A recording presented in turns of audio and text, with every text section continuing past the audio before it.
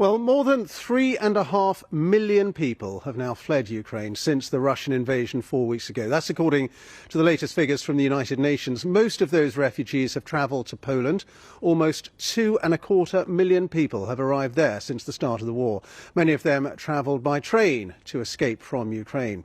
And our special correspondent Fergal Keane and camera journalist Nick Millard have been following some of those journeys, and their report begins here in the city of Lviv.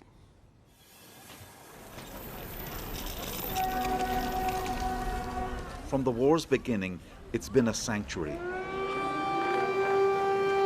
where for the last month we've watched tens of thousands drawn by this.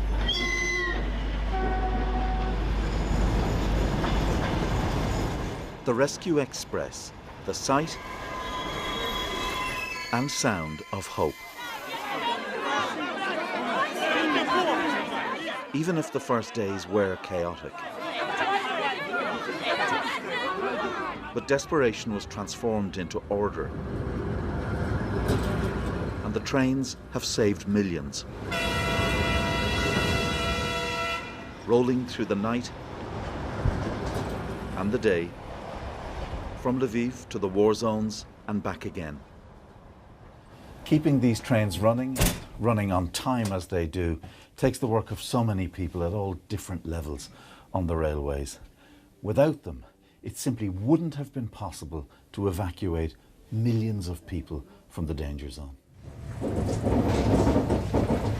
Many are railway veterans who started work in Soviet times and are now rescuing people from their own hometowns.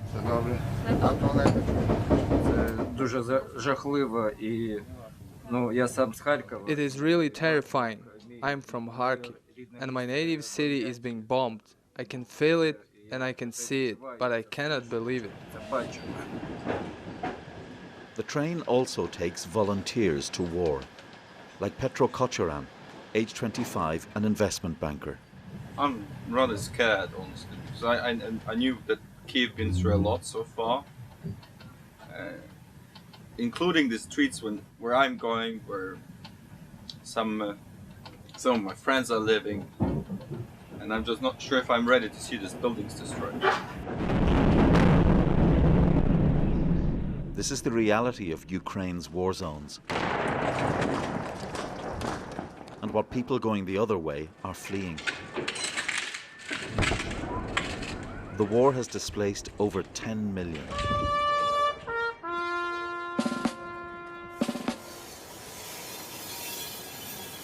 Morning and arrival in Kyiv.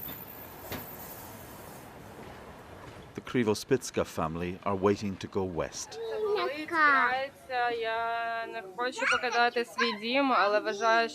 My heart is bleeding.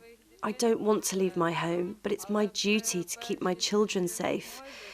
When we will win the war, I'll take them back home.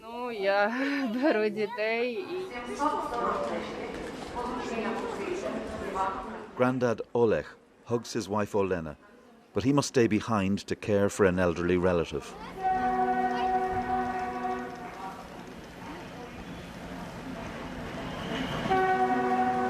The women and children becoming refugees.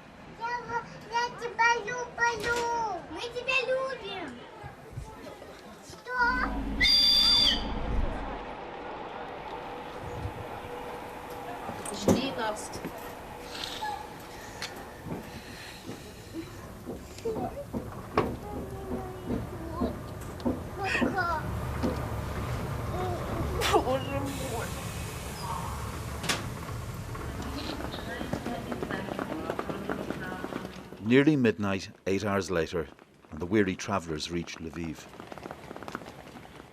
A short rest, and then another rescue express towards peace and exile. Fergal Keane, BBC News, Lviv.